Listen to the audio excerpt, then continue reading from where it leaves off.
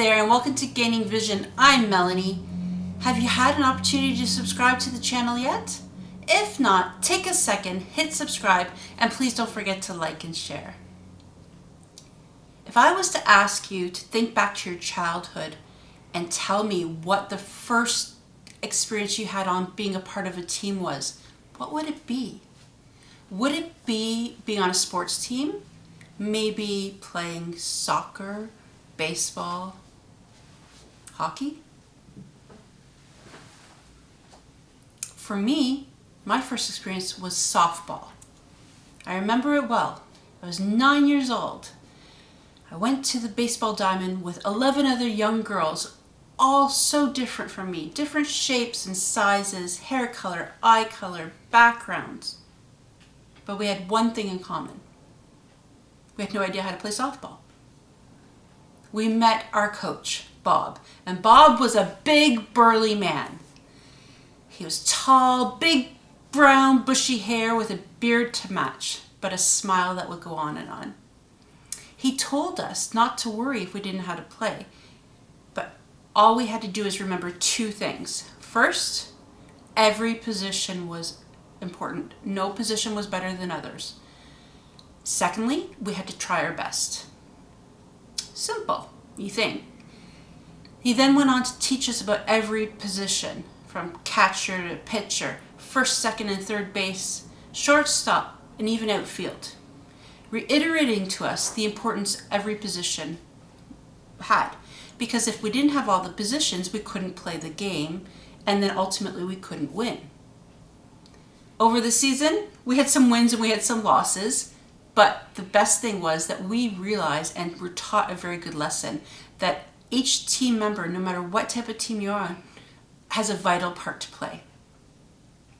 As I got older, the idea of teamwork evolved. Going into school, being part of a group project or a team at school, and then ultimately when I went into the workforce, being a part of a department or a team at work, I started to realize that every team member had a different skill set. They all had different abilities and talents. And that by giving somebody a role on a team that fit their strengths, that had their expertise to the table, helped alleviate the amount of work the other members of the teams had to do in that area. So every team member had a different skill set and brought an expertise to the table. It would make us work more collaboratively as a team rather than competing with one another for a role. This created a sense of unity, which also is very important in teamwork. When you work towards a common goal and work together, there's less work involved. Now, many of you know I've talked about Toastmasters before, and I'm going to share this analogy through Toastmasters because Toastmasters highlights how important teamwork is. So every club has members, and every club has an executive. And the executive have roles of things they have to do for the club, but their main goal is to help guide the club to success. So to achieve a successful program, it's called Distinguished Club status. That's what we want. That's the goal.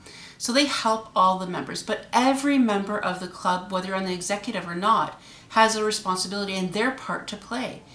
Whether it's their own personal goals of their education on the Pathways program, which ultimately helps the group, or taking on a role at a meeting to make the meeting successful. Everybody needs to play a part to help make things successful.